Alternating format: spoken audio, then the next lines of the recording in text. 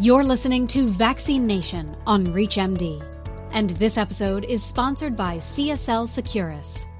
Your host today is Dr. Brian McDonough.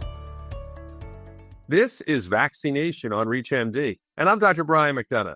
Today, we'll explore how clinicians can strengthen influenza vaccination recommendations in everyday practice with Dr. Angela Myers. She's a professor of pediatrics at the University of Missouri, Kansas City School of Medicine. Dr. Myers, welcome to the program. Thank you. Let's start, Dr. Myers, with what clinicians experience every flu season. Even when vaccination is part of routine preventive care, there are still missed opportunities during busy clinic days.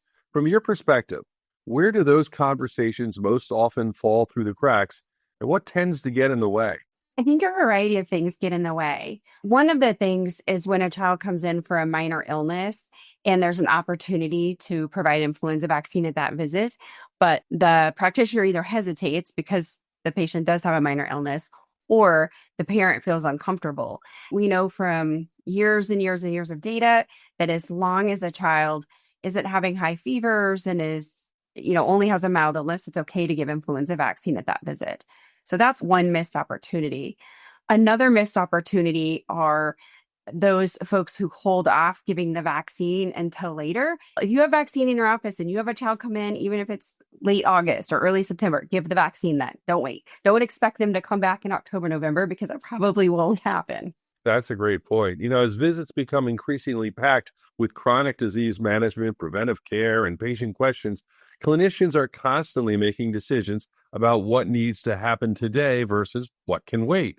With that being said, how do you approach flu vaccination within those competing priorities? I think I have an idea. And when does deferring that conversation create the greatest risk of missed opportunity?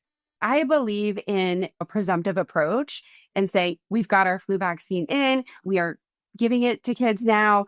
We would like to give you your vaccine today and get you prepared for this season before it hits. And just make that a standard part of every visit.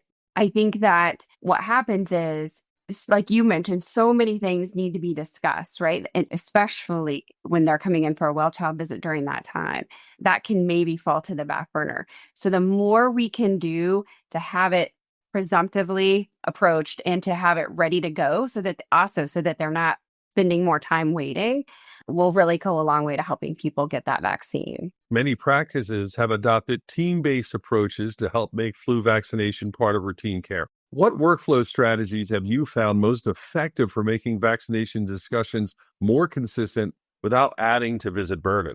Yeah, that's a great question. One of the things we've done is portal messaging, right? So before a patient even comes in, they get messages sent to them so they know that we have the vaccine, that we will be recommending the vaccine, and they can see that before they even come in. And that can be sent out from, like you said, from a team-based approach, right? And the nurses can send it out, the MAs can send it out.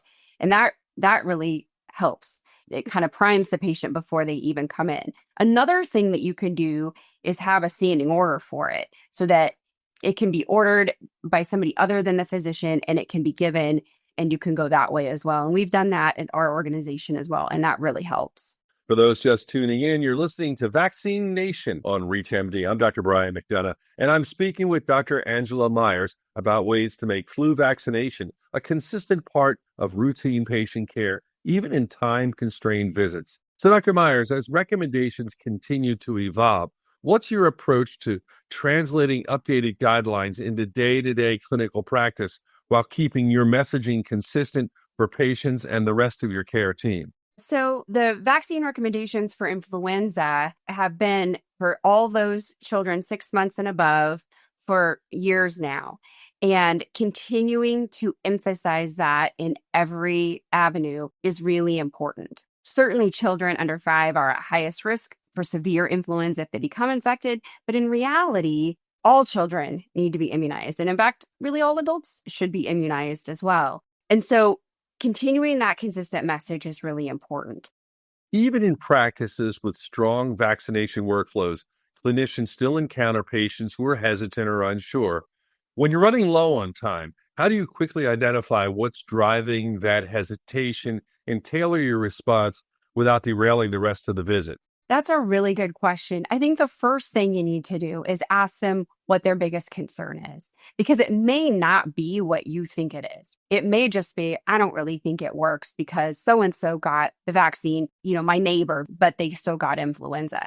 That then leads you down a completely different road of, well, let me talk to you about what the vaccine is for. The vaccine is to prevent hospitalization and prevent death, and it does that very, very well.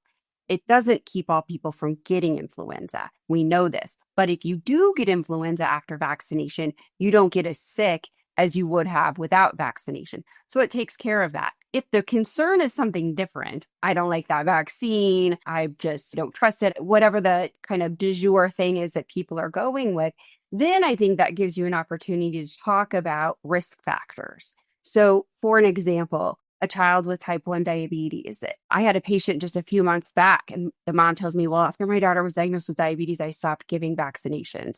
And I said, I'm going to tell you something. People with diabetes have a much higher risk of severe disease related to influenza if they get infected. That is one vaccine that I strongly recommend that your child get every year and that the whole family gets to protect your child. And you can do that for any number of chronic diseases that we are seeing more and more and more. We know that obesity is a risk factor for having severe influenza. So that then allows you to kind of go down that road if the family brings up a different concern. Yeah, I think what you're saying, Dr. Myers, is sometimes obviously you can't rush it. It requires a longer conversation. And I know your background also is infectious disease. You probably see some horrific outcomes as well. Do you sometimes have to address those issues as well if the conversation heads in that direction? I have had to address those issues. I've seen completely healthy children die from influenza or secondary bacterial infections after having had influenza. And, the vast majority of those children were not immunized against influenza. And sometimes that was just because the family hadn't gotten around to it. It wasn't purposeful. I didn't want to get the vaccine. It was just, well, we hadn't gotten to it yet. And so I have any number of stories around that, and talk to families about those risk factors and talk to families about how devastating that is when it happens. Finally, Dr. Myers, if there was one workflow change that every practice could implement before flu season to support more consistent vaccination recommendations, what do you think that would be? Oh my goodness, I can't just say one, but I love sending out messages in advance. I think sending out messages in advance via text, portals, whatever is really, really helpful to prime people that when they come in, they're going to get a vaccine. I think having vaccine days where there are nurse-only visits are really great to allow people to just come in, get it, and leave. I think having standing orders is really, really helpful so that it takes some burden off the doctor because that's already in the system and ready to go and it can just be given. And then lastly, the presumptive messaging, which you mentioned earlier, is super helpful because it just presumes that the patient is there, they're willing, they want to get the vaccine. And it allows you to only really spend time discussing vaccines with those people who really do have a concern. And they deserve their concerns to be heard. And so conserving your time to go that way is really helpful. With that important takeaway in mind, I want to thank my guest, Dr. Angela Myers, for sharing strategies to promote annual influenza vaccination in busy clinical settings. Dr. Myers, it was great having you with us today. Thank you so much. I enjoyed being here. This episode of Vaccination was sponsored by CSL Securus.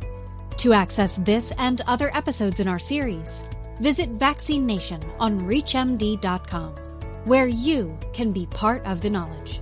Thanks for listening.